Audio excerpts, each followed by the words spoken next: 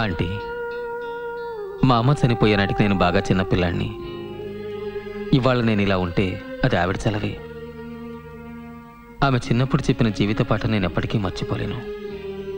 ఆవిడ అంటుండేది, బాబు, జీవితంలో ప్రతి పనికి 2 దారులుంటాయి. ఒకటి మంచి, ఒకటి చెడు. చెడ్డదారి బాగా అందంగా ఉంటుంది, నేను తన వైపు ఆకర్షిస్తుంది.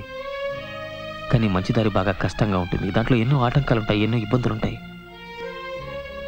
ఒకవేళ నువ్వు చెడుదారిలో వెళ్తే మొదట్లో నీకు అనేక విజయాలు కలగచ్చు, బోలెడు సుఖం దొరకచ్చు. ఫలితం చివరికి పశ్చాత్తాపం. అదే మంచిదారిలో వెళ్తే నువ్వు మొదట్లో అడుగడుగున ఆటంకాలని, చెప్పలేని అవమానాలని, పరాభవాలని భరించాలి. అయినా చివరికి తప్పక జయం కలుగుతుందని.